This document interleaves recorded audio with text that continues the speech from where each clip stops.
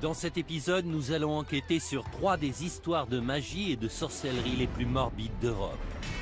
Vlad l'Empaleur, Richard III et Attila le Hun sont des figures quasi mythiques. Nous sommes fascinés par les méfaits des empereurs romains et des hordes vikings. Mais c'est facile d'oublier que ces gens et leurs victimes ont réellement existé.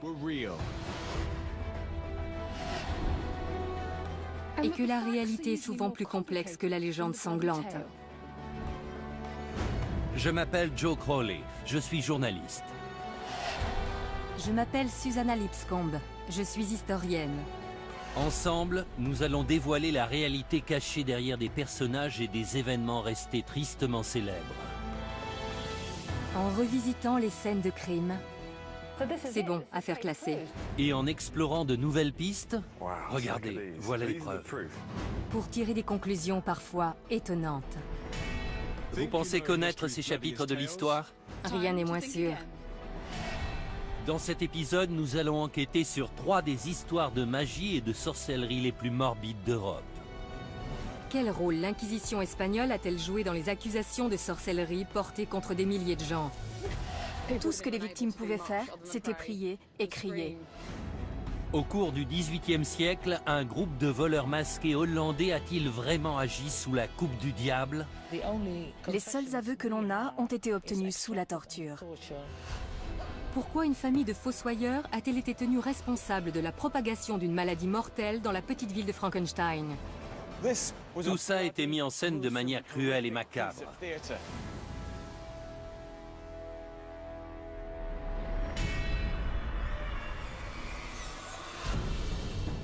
Novembre 1610. 30 000 personnes se rassemblent dans le nord de l'Espagne pour assister à l'exécution d'un sabbat de sorcières. Maria de Arbourou, 70 ans, a été reconnue coupable d'être la reine des sorcières. Elle est accusée de diriger le sabbat du village de Zugarramurdi, d'avoir tué des nourrissons et de vénérer le diable. Des mois durant, Maria et le reste de son assemblée étaient aux mains de la redoutable Inquisition espagnole. Au terme de cet interrogatoire, 6 d'entre eux vont être condamnés au bûcher et brûlés vifs. Mais Maria et les autres étaient-ils réellement coupables ou étaient-ils victimes d'une conspiration de l'Inquisition? Dans un recoin des Pyrénées, à 360 km de Madrid, se trouve le village isolé de Zugarramurdi.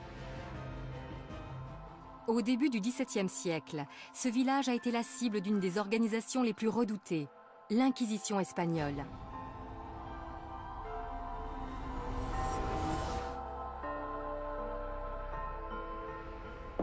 En 1609, l'Inquisition est venue à Zugarramurdi enquêter sur une affaire de sorcellerie dénoncée par les membres du clergé de la région et leurs informateurs. Le village a depuis ouvert un musée entièrement dédié à cette affaire. Les noms des gens qui y étaient mêlés y sont référencés. Parmi eux figure Maria de Arbourou, accusée d'être la reine des sorcières. Instaurée à la fin du XVe siècle, la mission de l'Inquisition était de maintenir la pureté de l'Église et de superviser les Juifs et les musulmans convertis au catholicisme. L'historienne locale, Idoia Mentaberi, a enquêté sur l'affaire de sorcellerie de Zugarramurdi. Que s'est-il passé quand l'Inquisition a débarqué dans le village? Ils sont arrivés vêtus de leurs robes. Il y avait de quoi avoir peur. Ils ont arrêté des femmes, des personnes âgées et même des enfants. Le plus jeune avait 9 ans. Ils ont créé une telle atmosphère de panique et de peur que les villageois ont vite commencé à s'accuser entre eux pour tenter de sauver leur peau.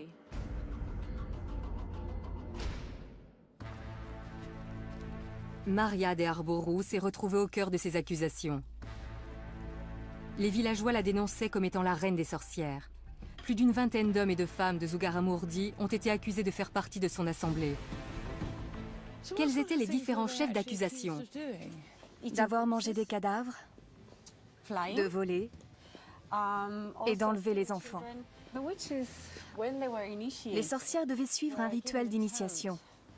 Elles recevaient un crapaud qu'elles devaient habiller et chérir comme un animal de compagnie. Si elles s'en occupaient mal, le crapaud les dénonçait au diable. C'est incroyable. Les gens croyaient vraiment à ce genre d'histoire? C'est difficile à croire.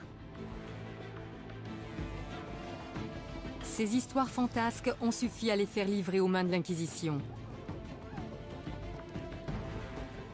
Ils ont été jetés dans la prison secrète, détenus par les inquisiteurs, torturés et accusés de sorcellerie.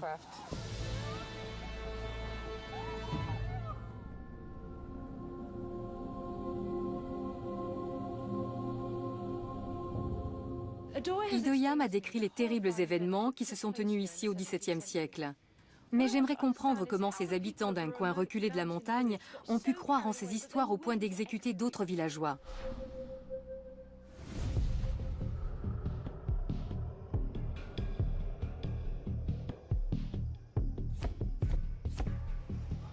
Quand on pense à l'Inquisition, on a souvent en tête des images de prêtres fanatiques vêtus de robes noires et déterminés à exterminer les hérétiques et les sorcières. Bien entendu, l'histoire est rarement aussi simple. Je me dirige vers le donjon d'Amsterdam, un site très touristique, pour y apprendre tout ce qu'il y a à savoir sur cette fameuse organisation. Pour ce faire, j'ai fait appel au professeur Thomas O'Connor, un spécialiste de l'Inquisition. Parlez-moi de Zugarramurdi. Quel rôle l'Inquisition a-t-elle joué dans ce village?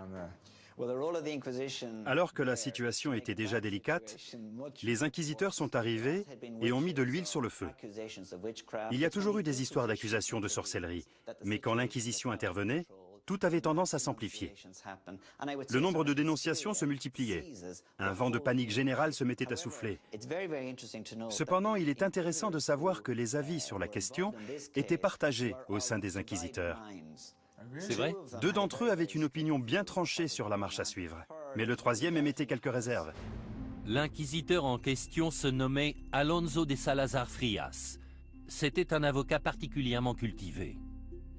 Il voulait distinguer les faits réels de ce qui relevait de l'imagination de la personne accusée de sorcellerie.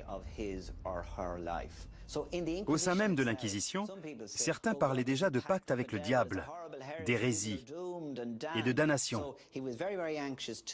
Il tenait à prendre assez de recul pour ne pas se laisser embarquer dans l'hystérie collective. Cette frénésie touchait non seulement la commune de Zugarramurdi, mais aussi les inquisiteurs présents lors des événements. À Zugarramurdi, Salazar était l'inquisiteur le moins gradé, mais sa méthode de raisonnement a tout de même eu un impact important. Il avait vu que la commune était prise d'hystérie collective et que ça les poussait à inventer toutes sortes d'histoires.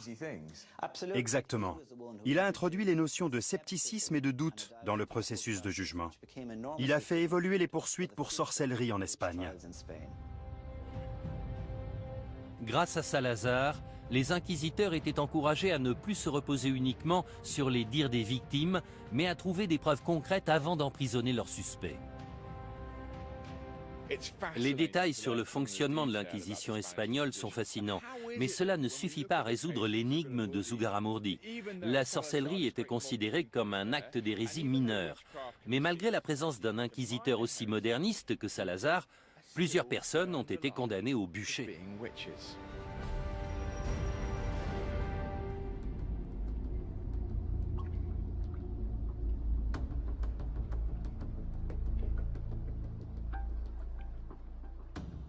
Joe a révélé l'impact tragique qu'a eu l'Inquisition espagnole sur le village de Zugarramurdi.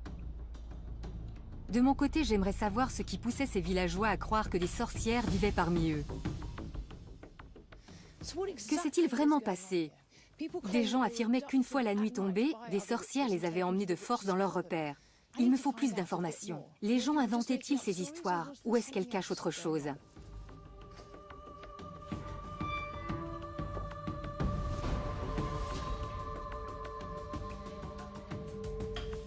Je compte sur l'aide du professeur Peter Kinderman, psychologue clinicien, pour m'expliquer comment de telles accusations voient le jour et ce qui poussait les gens à y croire aussi facilement. D'après les témoignages, c'est dans ces caves que les sorcières se réunissaient. Cet endroit est assez fabuleux, n'est-ce pas? C'est un site extraordinaire. L'impact d'une histoire de sorcière est tout de suite plus fort quand il est censé se passer dans un endroit comme celui-ci.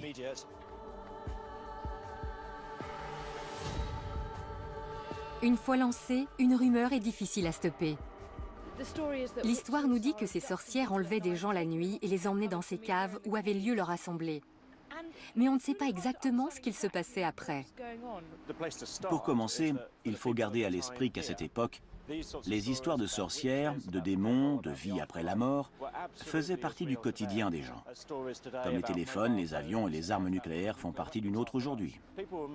Les gens expliquaient ce qui leur arrivait à partir des connaissances qu'ils avaient du monde.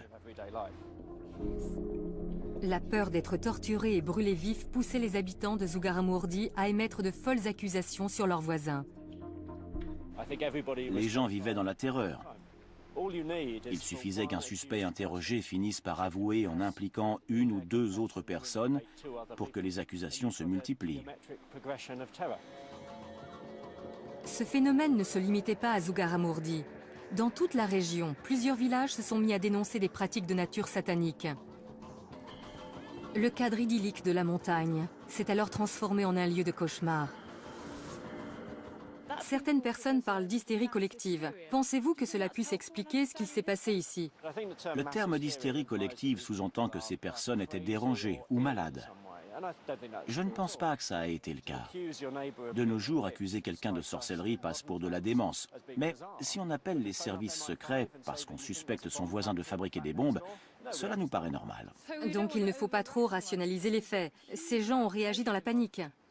Les conséquences étaient terribles dans les deux cas. Être possédé par le diable et perdre son âme faisait bien plus peur aux gens qu'on ne peut l'imaginer aujourd'hui. D'un autre côté, l'idée de faire l'objet d'une enquête, puis d'être torturé et brûlé vif en public, n'était pas plus réjouissante. Maria et les autres victimes se trouvaient confrontées à un cruel dilemme. Seule leur foi pouvait les sauver, et elle allait être testée comme jamais. L'enquête menée par l'inquisiteur Alonso de Salazar a abouti à la libération de plusieurs suspects. Mais Salazar ne pouvait tous les sauver. Maria de Arbourou et 5 autres personnes ont été jugées coupables.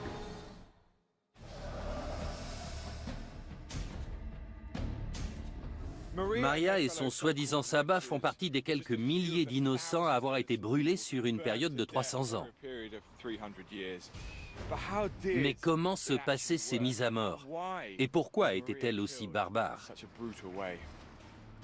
Pour répondre à ces questions, je retrouve le professeur Alison Rowlands, spécialiste de l'histoire de la sorcellerie. Alison, quel sort attendait Maria et les autres accusés? Est-ce qu'ils avaient encore la moindre chance de s'en sortir?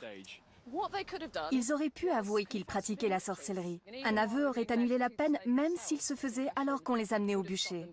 Mais il faut prendre en considération la mentalité de l'époque. Les concepts d'au-delà et d'âme immortelle étaient au cœur de leurs croyances. Ces 6 individus ont sûrement pensé que faire de faux aveux aurait été un péché impardonnable.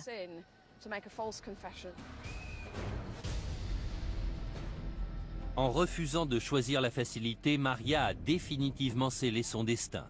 Elle et ses pairs étaient condamnés à trouver la mort d'une des pires façons imaginables. Pourquoi le bûcher? Pourquoi une mort aussi horrible? On ne pouvait pas les pendre ou les décapiter? Selon certaines croyances religieuses, le feu a le pouvoir de purifier l'âme d'un pécheur. Même si ça peut paraître assez tordu, brûler les personnes accusées de sorcellerie était vu comme une façon de sauver leur âme. J'imagine à quel point ça doit être horrible de voir les flammes se répandre et commencer à brûler. La douleur doit être insoutenable tant qu'on reste conscient. C'était l'une des sentences les plus cruelles. À mon avis, les inquisiteurs pensaient que la menace du bûcher suffirait à convaincre les gens d'avouer. Mais ce n'était pas toujours le cas. Donc ils devaient mettre leurs menaces à exécution. Je ne suis pas sûr de vouloir la réponse à cette question, mais est-ce que ces gens sentaient la mort arriver? Combien de temps se passait-il avant qu'ils ne succombent aux flammes? Malheureusement, il est presque certain qu'ils aient eu le temps de sentir l'odeur du feu et de subir l'atroce douleur causée par les flammes qui se rapprochaient.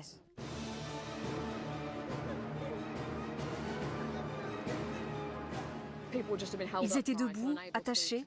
Tout ce qu'ils pouvaient faire, c'était prier et crier.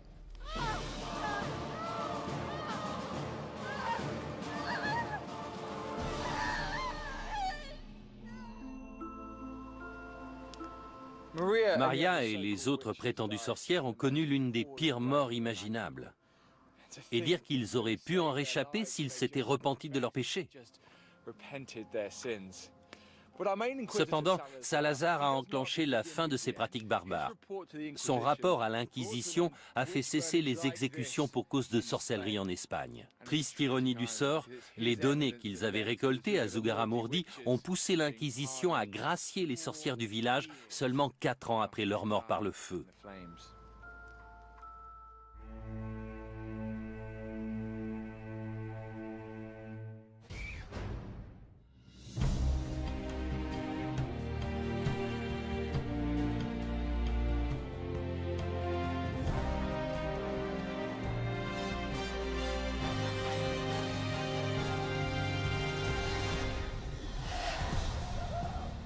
11 mai 1772.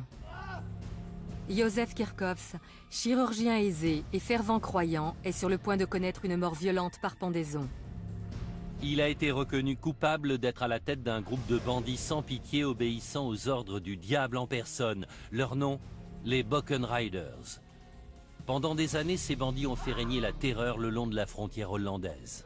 Kirchhoffs a été condamné à la potence alors qu'il niait fermement faire partie du célèbre gang, et ce malgré des mois à subir d'affreuses tortures. Était-il un génie du grand banditisme ayant toujours mené une double vie, ou était-il réellement innocent ?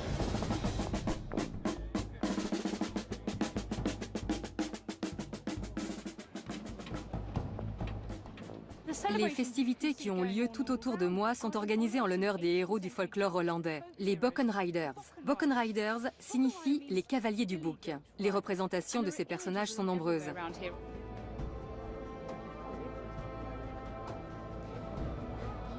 En voilà un Bockenrider. Il chevauche un bouc, une torche à la main et coiffé d'un chapeau de sorcière alors qu'il s'apprête à fuir sous un ciel rouge sang.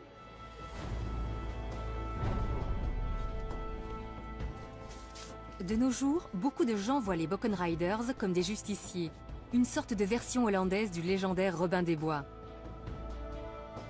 Cependant, les études contemporaines les décrivent comme un violent groupe de voleurs sans foi ni loi qui n'hésitaient pas à prendre pour cible les prêtres et leurs églises. Au centre de ces récits se trouve l'arrestation du médecin local, le docteur Józef Kirchhoffs, en 1771. Il était accusé d'être à la tête de ces opérations. Mais était-il un justicier à la Robin des Bois ou un malfaiteur sous la coupe du diable ?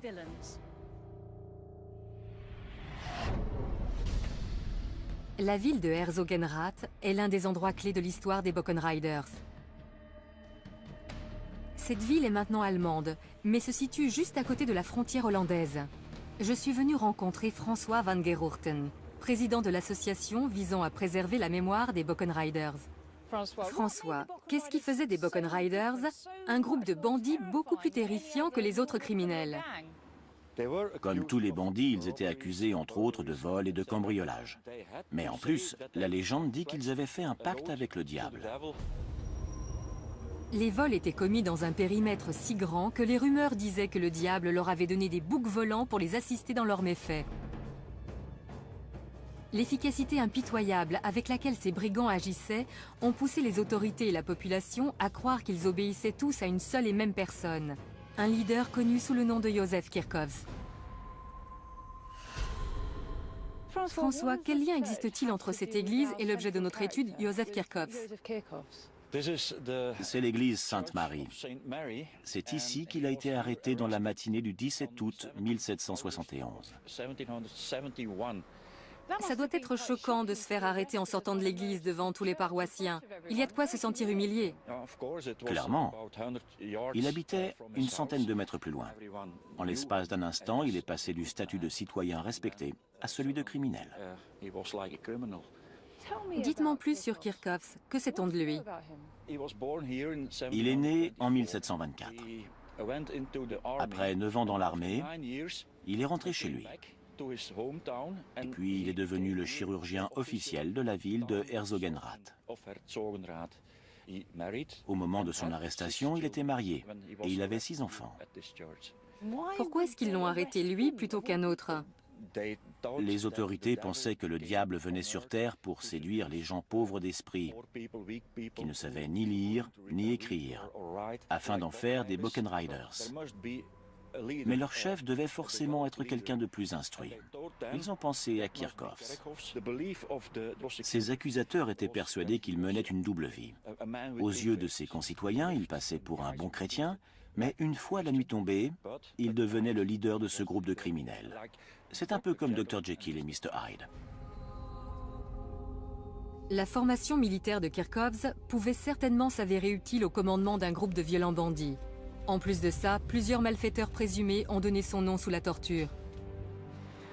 Menait-il réellement une double vie? Était-il le chef tout-puissant de ce groupe de bandits? Je vais envoyer Joe consulter les archives officielles pendant que je me renseigne sur le fonctionnement des gangs.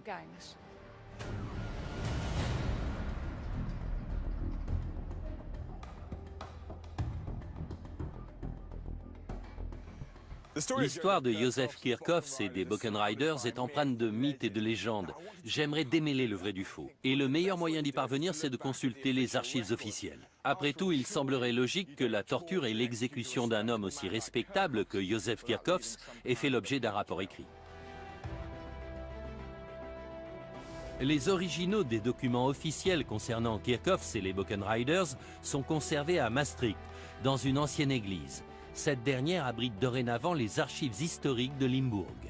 L'archiviste Truus van Roy-Rox a étudié ces documents cruciaux en détail. S'il y a une personne qui peut m'aider à percer le mystère de cette histoire et faire éclater la vérité au grand jour, c'est elle. Il y a beaucoup de légendes au sujet des Buchan Riders. Quelles conclusions peut-on tirer des documents de l'époque? Quels sont les faits? On a là les comptes rendus des tortures infligées aux prisonniers soupçonnés de faire partie de ce groupe de malfrats.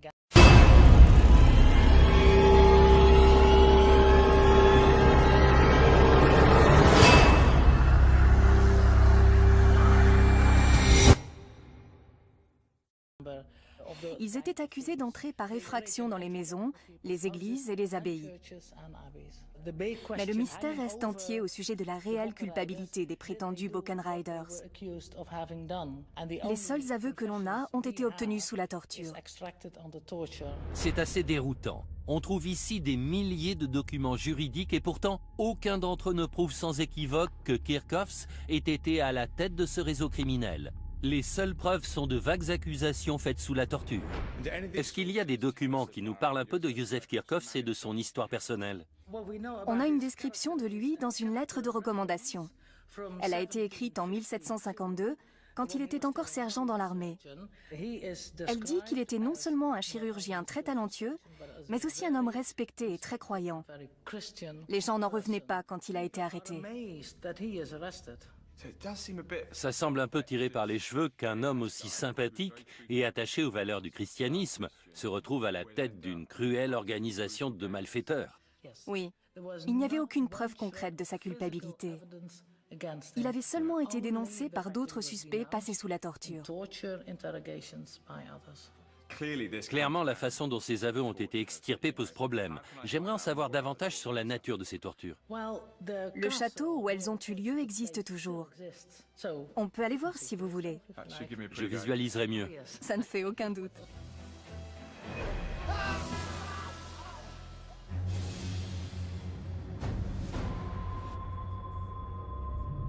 J'ai suivi Truus 35 km plus loin jusqu'au château d'Herzogenrath afin d'en apprendre davantage sur les atroces tortures infligées aux Buchan Riders présumés.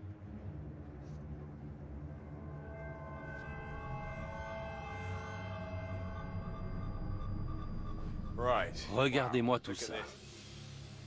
Comment ces effrayants outils étaient-ils utilisés? Il commençait avec les poussettes, d'abord sur un pouce, puis sur les deux. Vous parlez des pouces, mais il y a la place d'y mettre la main entière. Même avec une simple pression, on sent que ça peut infliger d'atroces souffrances. Et si ça ne suffisait pas à les faire parler, il passait au brodequin. Comment ça marche? Cette partie se met derrière le mollet. Celle-ci est sur le tibia. La poignée permet de resserrer la vis, ce qui réduit le tibia en miettes. Puis dans un troisième temps, ils attachaient les mains de la victime derrière son dos et le suspendaient à l'estrapade. Par les mains? Oui, et les pieds ne touchaient pas le sol. Le poids du corps tout entier tirait sur les mains. Mais c'est possible, les bras doivent immédiatement se casser, non? Oui. Ils se cassent. Les organes éclatent et les épaules se disloquent. C'est le corps tout entier qui se retrouve réduit en bouillie. Certains rapports disent qu'au bout de seulement 5 minutes, les victimes criaient « Détachez-moi, je vais parler, je vais tout avouer, je n'en peux plus ».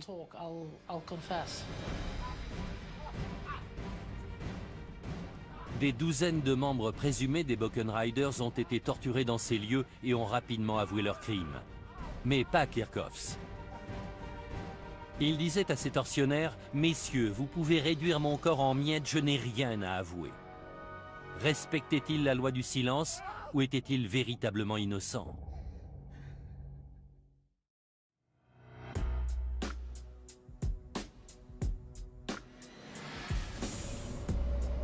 Józef Kirchhoffs n'a jamais avoué malgré les horribles tortures qu'on lui a fait subir. Aurait-il réussi à tenir sa langue jusqu'au bout s'il avait été coupable? Pour le savoir, je vais discuter avec Graham Johnson. Depuis plus de 10 ans, il enquête sur les barons du crime et les gangs sévissant actuellement. Les gangsters connaissent-ils l'identité de leur chef? Pas toujours. Les petites mains, ceux qui les recrutent et tous ceux qui occupent des postes secondaires ne savent pas forcément pour qui ils travaillent. On s'intéresse actuellement à Józef Kirchhoffs, qui était un membre respectable de sa communauté. Est-ce qu'on trouve vraiment ce genre de profil au sein d'un gang? Il arrive souvent que les chefs de gang aient une position sociale élevée au sein de leur communauté. Peu de gens connaissent l'identité de celui qui dirige actuellement la pègre locale. Si vous le rencontriez, vous ne penseriez pas une seconde qu'il est impliqué dans un gang. C'est un homme respectable, poli, cultivé, et pourtant, il est à la tête d'une organisation criminelle qui compte des centaines de membres et génère des centaines de milliers d'euros par an. Ils sont impliqués dans des affaires de drogue, de fraude fiscale, de vente d'armes et même de meurtre. Donc même l'homme le plus respectable d'une communauté peut travailler pour une organisation criminelle. Tout à fait. Ce sont des gens qui ont le sens des affaires, savent diriger et sont des gens en position de pouvoir. Ils font des chefs de gang idéaux. Ce principe est valable aussi bien en Angleterre aujourd'hui qu'en Allemagne il y a 200 ans.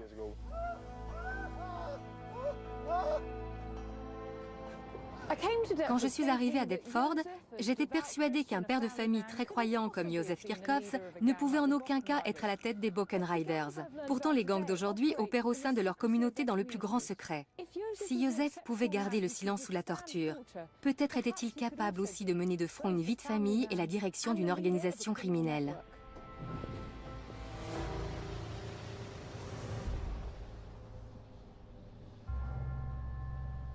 Malgré l'absence de preuves tangibles à l'encontre de Kirchhoffs, les juges étaient convaincus de sa culpabilité.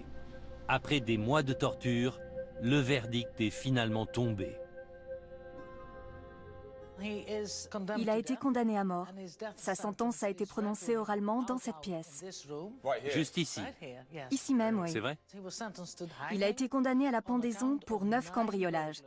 C'est tout ce qu'ils ont trouvé à lui reprocher après toutes ces tortures. 9 cambriolages sur une période de 9 ans. Rien à voir avec le casier judiciaire d'un baron du crime. Est-ce qu'on sait comment s'est déroulée l'exécution? Oui, on a le compte-rendu détaillé. Je vous le lis. Ils ont alors conduit Kirchhoffs sur la place publique où la potence avait été érigée. À 11 h du matin, le bourreau lui a passé la corde autour du cou. D'une voix tremblotante, il a crié « Jésus, j'ai vécu pour toi, je meurs pour toi ».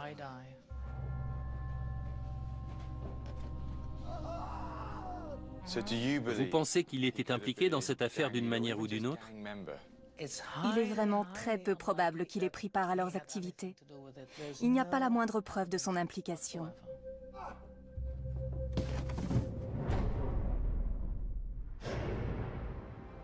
Kirchhoffs n'a pas été la seule victime.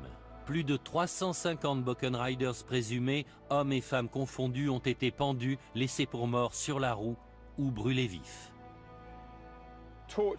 La torture est au cœur de cette légende sanglante. Le problème majeur face à cette pratique, c'est qu'on n'a aucun moyen de vérifier la véracité des aveux. Bon nombre de personnes victimes de telles souffrances finiraient par cracher le morceau, qu'ils soient réellement coupables ou pas. Le plus fascinant, c'est que Kirchhoffs n'a jamais avoué. Même si Suzy a des arguments valables pour le suspecter d'avoir été à la tête des Buchan Riders, je n'arrive pas à y croire.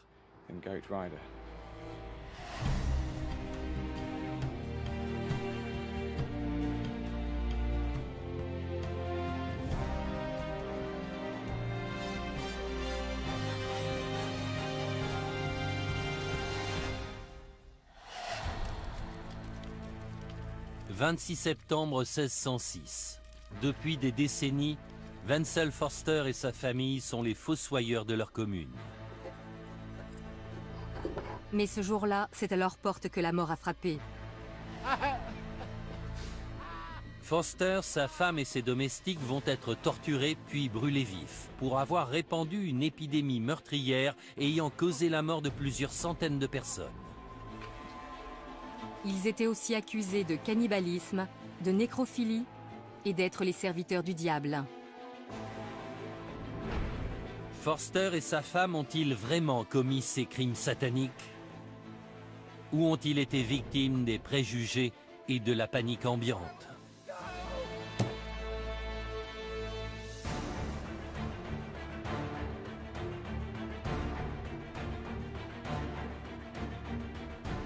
J'ai fait le voyage en Europe centrale pour en apprendre davantage sur la terrible légende de Forster. Voici la ville de Zabkowice-Czeslawski, située au sud de la Pologne. Depuis des siècles, elle est le nœud commercial de cette zone rurale. Ce n'est pas le genre de ville qu'on s'attend à voir faire la une des journaux. Pourtant, en 1606, cette magnifique feuille d'information illustrée a été publiée à son sujet. Cet ancêtre des journaux d'aujourd'hui raconte l'histoire qui a fait connaître cette petite ville. Mais à l'époque, Zabkowice portait un autre nom. Elle s'appelait Frankenstein. C'est en 1818 que Mary Shelley a écrit son célèbre roman gothique racontant la vie de Victor Frankenstein et du monstre qu'il avait assemblé à partir de morceaux de corps humain. 200 ans plus tôt, la ville de Frankenstein a été au centre d'une autre histoire à en glacer le sang, quand des centaines de ses habitants ont été victimes de la peste. Le bulletin illustré ne parle pas seulement des victimes, mais aussi des gens supposés être à l'origine de cette épidémie. La propagation de l'épidémie a été entièrement reprochée à une famille de fossoyeurs qui s'occupait du cimetière de la ville. Ce récit relate une incroyable histoire d'empoisonnement, de vol et de magie noire.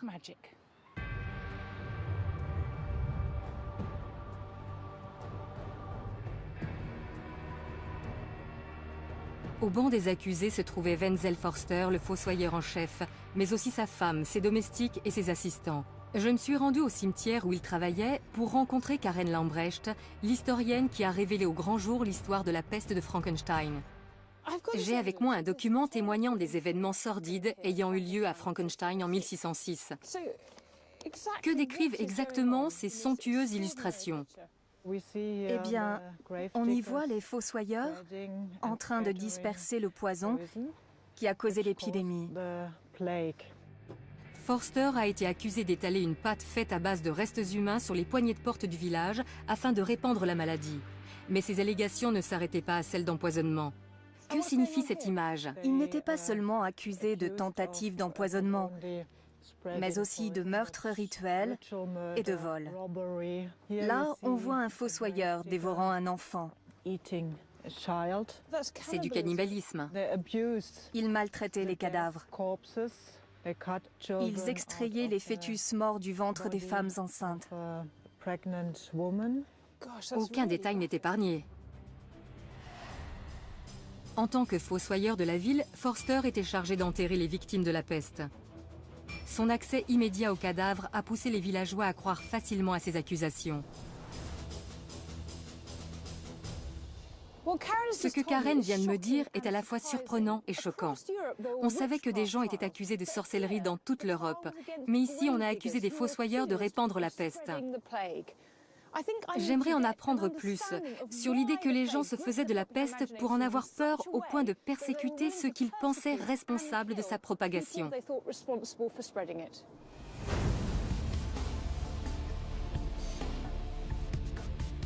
Je suis à Londres où 100 000 personnes sont mortes de la peste 60 ans après l'épidémie de Frankenstein. Je retrouve le professeur Robert Jout, un historien médical, à l'église Saint-Bride où reposent des centaines de victimes de la peste. Robert, pouvez-vous m'en dire un peu plus sur la peste? Sait-on combien de victimes elle a fait à Frankenstein? D'après les rapports de l'époque, il y a eu environ 1500 décès. C'est un chiffre assez élevé. Un quart de la population a trouvé la mort en l'espace d'1 ou 2 semaines. La mort était fulgurante. Et elle frappait sans prévenir, n'est-ce pas? C'est ça. Dans certains cas, les gens se levaient le matin comme si de rien n'était, puis mouraient dans la journée. C'est une mort aussi terrible que soudaine. Les gens en étaient terrifiés. Dans ces conditions, les victimes ne pensaient pas s'être assez préparées au jugement dernier. Ça les effrayait plus que tout. Quand la peste frappait, les églises débordaient de demandes d'inhumation. Il était impossible d'enterrer tout le monde convenablement. Regardez ça.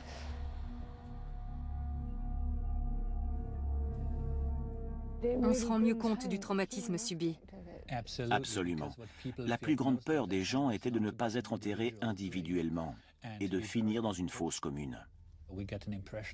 On peut comprendre que l'idée d'être enterré au même endroit que des centaines d'autres victimes les ait terrorisés. Il n'était plus qu'un corps sans identité. Exactement. Les ossements sont éparpillés un peu partout.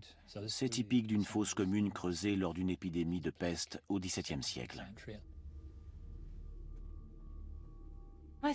En voyant tout ça, je comprends un peu mieux pourquoi les habitants de Frankenstein étaient aussi terrifiés par la peste au XVIIe siècle. Ce genre de perspective peut facilement pousser les gens à s'en prendre aux potentiels responsables du désastre. Mary Shelley a rendu le nom de Frankenstein mondialement connu. Mais les événements qui ont eu lieu dans la ville auraient aussi pu suffire à inscrire ce nom au panthéon de l'horreur.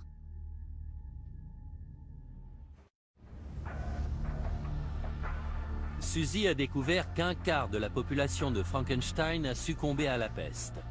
Les fossoyeurs ont-ils réellement pu répandre l'épidémie à l'aide de potions empoisonnées? Y a-t-il un moyen de découvrir ce que contenaient ces potions? Bien entendu, les autorités de l'époque ne disposaient pas de laboratoires médico-légaux où les faire analyser. Personnellement, l'idée de potions pestiférées me semble un peu exagérée. On pourrait presque y voir un complot monté dans le but de s'en prendre aux fossoyeurs.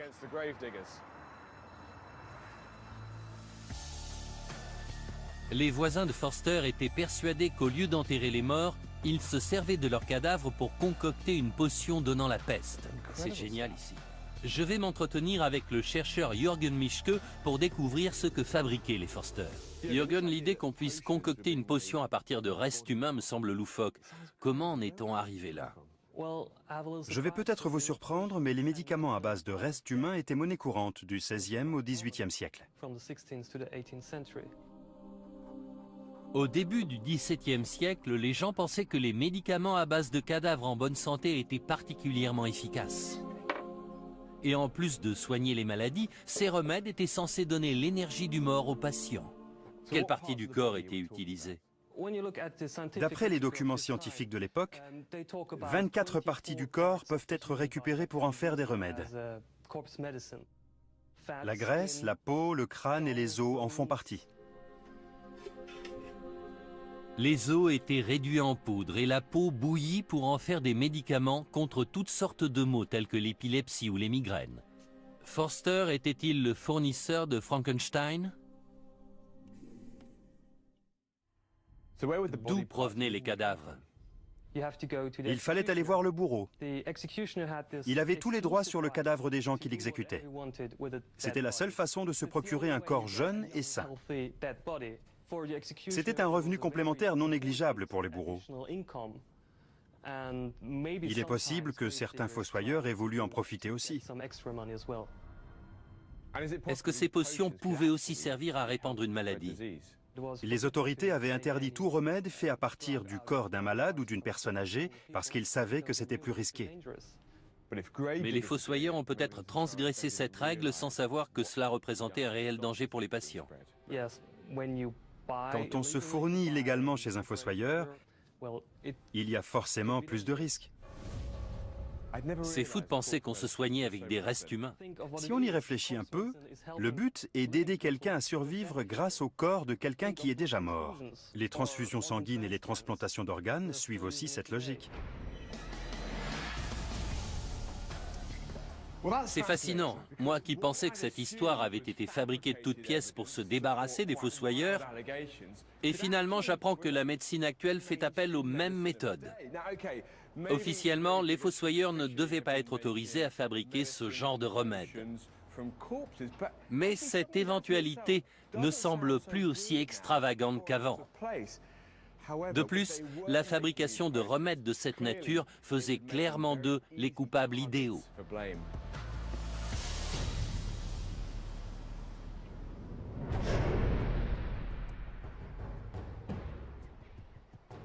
Joe a découvert que Wenzel Forster dirigeait peut-être un laboratoire clandestin de fabrication de médicaments à base de cadavres. Leur activité a pu être à l'origine de la propagation de la peste, même involontairement. Mais tout ça n'explique pas les autres sordides chefs d'accusation portés contre lui et son entourage. De retour en Pologne, je vais visiter avec Karen les cachots situés sous la mairie. C'est ici que les fossoyeurs sont censés avoir été retenus prisonniers. J'espère y découvrir pourquoi ils ont été accusés de vol, de cannibalisme et de nécrophilie. Ils étaient accusés d'être les serviteurs du diable. Il leur aurait ordonné de répandre le poison pour annihiler la population. Ils avaient surnommé les fossoyeurs les chiens de chasse du diable. Les fossoyeurs étaient souvent marginalisés par le reste de la population qui les associait à la mort. Cela faisait d'eux la cible facile d'accusations macabres. Ça paraît invraisemblable. Qu'est-ce qui poussait les gens à croire que les fossoyeurs étaient capables de telles horreurs? Comme ils vivaient dans un climat de terreur, les villageois étaient à cran. Les autorités locales se devaient d'agir. En plus de Forster et sa femme, 6 autres personnes ont été arrêtées et accusées de répandre la peste. Avec la communauté tout entière convaincue de leur culpabilité, ils n'avaient aucune chance de s'en sortir. Frankenstein voulait leur mort. Les autorités tenaient à obtenir des aveux de la part des fossoyeurs ainsi que les noms d'autres membres de leur famille impliqués. Les tortures qui leur ont été infligées pendant l'interrogatoire ont fini par les faire craquer. Le trajet vers l'endroit de leur exécution a débuté ici, dans les cachots de la mairie, où Forster et les autres avaient été emprisonnés et torturés. Ensuite, ils ont été transportés à travers toute la ville, installés en évidence sur une charrette pour que la population assiste à leur sentence et sache ce qui arrive aux gens coupables de tels crimes. Après tout, le but de cette mise en scène cruelle et macabre était d'être vu par le plus grand nombre possible d'habitants. Tout Frankenstein tenait au bon déroulement de cette exécution. Ils étaient persuadés que la mort de Forster et de son entourage mettrait un terme aux ravages de la peste. Voici les anciennes frontières de la ville. Les douves se trouvaient ici. Au moment où Forster et les autres les traversaient, ils étaient déjà couverts de blessures. En plus des châtiments corporels, ils subissaient une véritable humiliation publique. Forster avait non seulement empoisonné ses voisins, mais aussi trahi son serment de servir la communauté. Déjà accablés par leurs blessures, les Forster ont fini par arriver ici, en dehors des limites de la ville, sur la colline des Potences. À ce moment-là, ils devaient espérer que leur heure est enfin sonnée. Ce n'était pas le cas. On a d'abord coupé les mains droites de Forster et de son assistant. Ensuite, les mains ont été clouées au pieu où ils seraient attachés pour mourir. Puis, pour le crime de nécrophilie, l'assistant de Forster a été castré. Prochaine étape, le bûcher. Forster et 3 autres fossoyeurs ont été attachés à des pieux. Les feux ont été allumés tout autour d'eux pour qu'ils meurent brûlés vifs.